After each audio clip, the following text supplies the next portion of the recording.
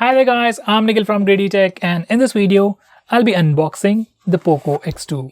Now this is the latest phone from Redmi or the sub-brand Poco itself, and it has a pretty interesting feature, that's the 120Hz display. So I'm really excited to unbox it, but before that let's have a quick intro about this phone. This phone is available in 3 variants. Base variant is priced at 16,000 rupees for 6GB of RAM and 128GB of storage. Next variant is priced at 17,000 rupees for 8GB of RAM and the same 128GB of storage. Final variant is priced at 20,000 rupees for 8GB of RAM and 256GB of storage. It's available in 3 colors: Atlantis Blue, Matrix Purple and Phoenix Red. We have the Phoenix Red color. If you want to buy it online, you can buy it on Flipkart or MI's very own official website. Now, without any further delays, let's first get on with the unboxing. So guys, here's the box. It is completely in black and the brand's name is in yellow. It's more like a trademark for the Poco series or the Poco brand itself. At the top it simply says Poco, and at the center it says X2 followed by Reality Flow 120Hz. The main highlight for this phone is definitely that 120Hz display. Besides that, you also get the best-in-class performance at a pretty affordable price. Anyway, this is how the box looks. On the front it says Poco X2, on the left side and right side it simply says the same, Poco X2 Reality Flow 120Hz. On the back we have some of the most highlighting features like display, cameras and so on. We'll come back to that later. For now, let's get on with the unboxing. By the way guys, I have the top end variant of this phone which comes with 8GB of RAM and 256GB of storage, and it's priced at 20,000 rupees. For the price, it's definitely worth it. Now once we open the box, first we have a small yellow box, and inside it we get a SIM card ejector. We also get some documentation and a free soft silicone case, but that's missing in my box. This is not a brand new unit, I borrowed it from my friend, so those things are missing. Anyway, next we have the phone itself. I'll just put it aside. Next we have a 27-watt fast charger inside the box. That's definitely cool considering the price starts at 16,000 rupees. Finally, we have a USB Type-C charging cable. Now this is how the phone looks on the front, and this is how it looks on the back. Now let's have a physical overview. On the back, this phone has a 3D curved glass with a super reflective back panel which looks pretty cool. At the top it has a camera module which is enclosed in circular design. There isn't any functionality to it, it just brings in a new design, and the camera bump is actually quite big. That's followed by dual LED flash, and at the bottom it has a Poco branding. On the front you get a massive display with punch hole design protected by a 2.5D curved Corning Gorilla Glass 5. Now for the sides, on the right side it is the power and volume buttons.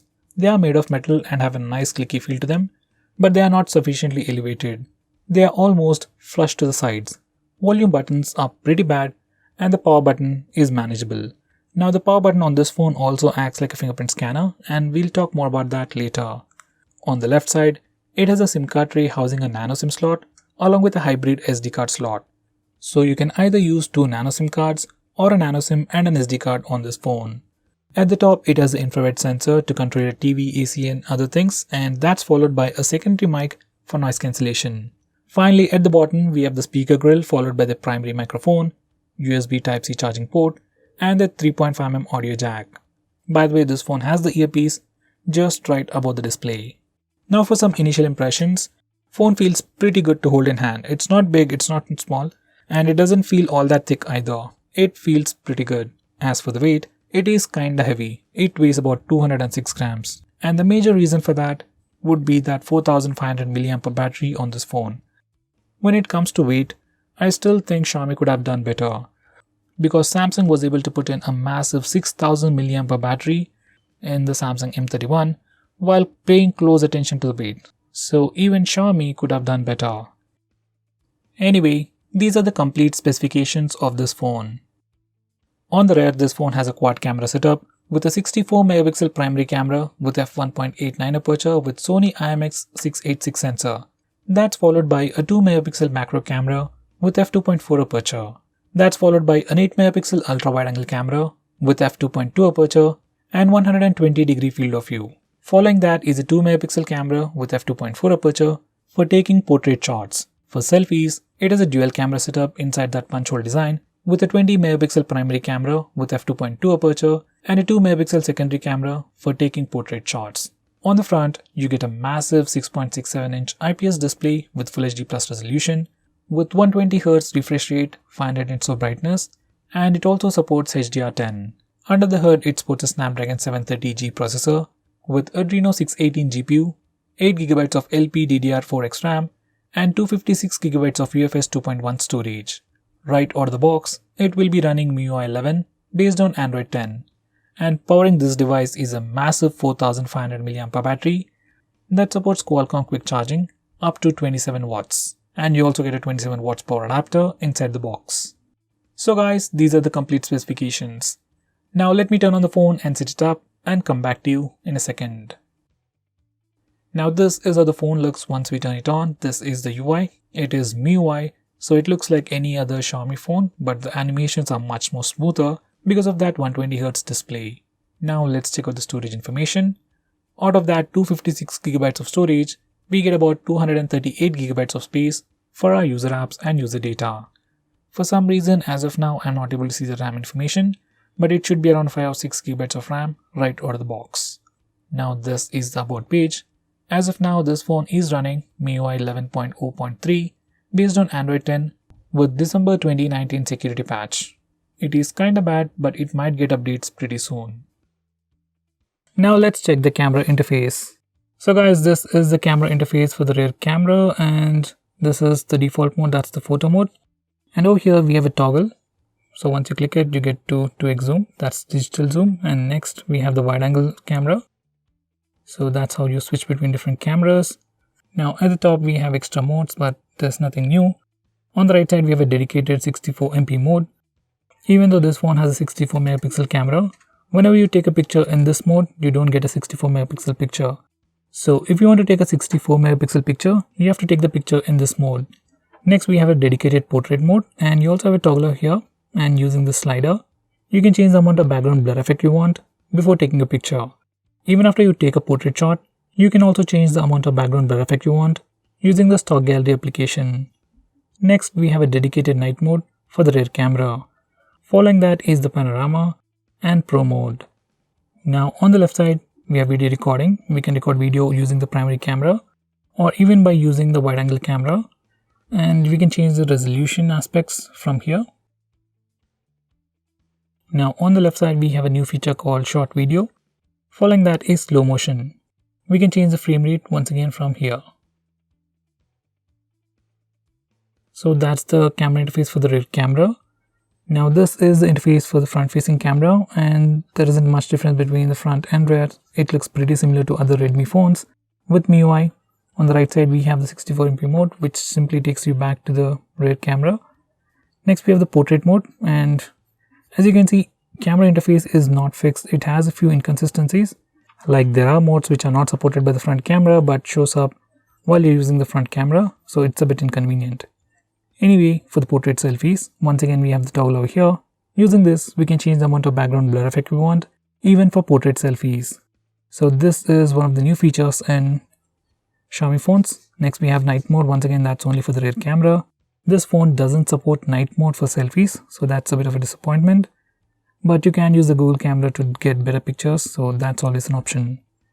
Now these are the rest of the modes. We have the regular video recording, short video, and slow motion is not supported for the front camera. So guys, that's the camera interface. Now these are some sample shots.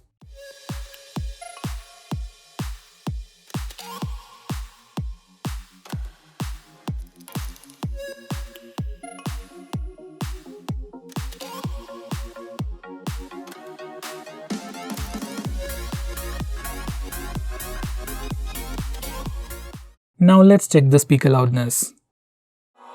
I don't wanna waste what's left. The storms we chase are leading us. All we'll ever trust. Yeah. No. On and on we'll go.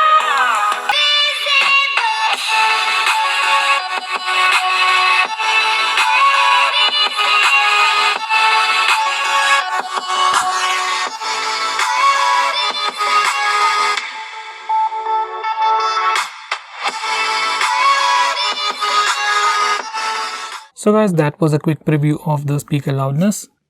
In terms of speaker loudness, it's not the loudest in price segment, but it is pretty loud and it is definitely sufficient for media consumption, ringtones and alarms. Now let's test the fingerprint scanner. I've already set it up. This phone has the fingerprint scanner on the right side. So this is the fingerprint scanner. It's a new position for Xiaomi phones and personally it's a bit annoying.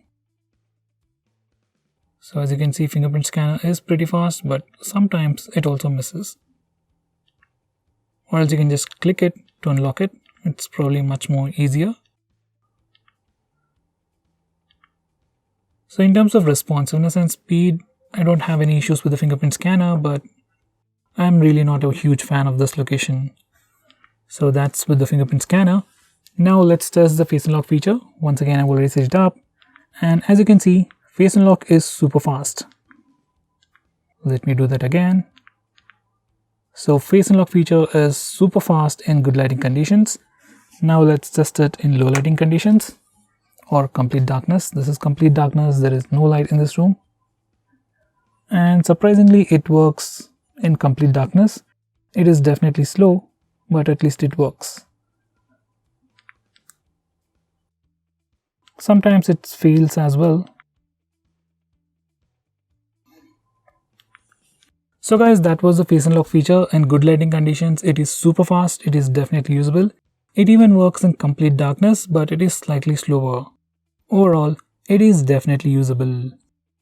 Now this phone comes with a 120Hz display, and if you want to change the refresh rate of this display, you can do it from the display settings.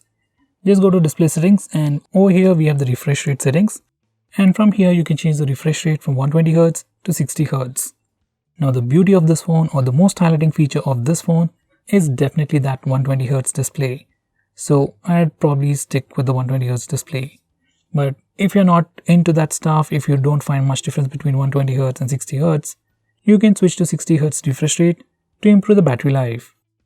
So this is one of the major new changes that you can find on this phone. Besides that, I would also recommend you to enable dark mode, which simply makes the phone look much more cooler. And now this is how the phone looks with the dark mode. It's just a dark theme, but it improves the overall look of the phone. So besides these few changes, there isn't much to talk about this phone. You get an awesome display without any notch. You get a punch hole design that's pretty new in this price segment. It looks pretty similar to the last generation of Samsung S series phones, and for the price I would say it looks pretty cool. And when you compare the punch hole design, it's actually pretty small, and in a way it looks pretty cool as well. Now before I conclude, these are the Antutu and Geekbench scores. So guys, this is the Poco X2. Well, the display is definitely ultra smooth and it does have a bit of a new design, and it's definitely better than the Poco F1, at least when it comes to the back design. So guys, what do you think about this phone? Is it worth it? Is it the best phone under 20,000 rupees according to you? Let me know by commenting below this video, and if you are planning to buy this phone, use the link in the description. It always helps the channel. If you want us to make any specific video, or if you have any questions about this phone or anything else, tweet out to us with the hashtag AskGreedyTech on Twitter and we will try to make it as soon as possible. I'm Nikhil from GreedyTech signing off. Have a nice day.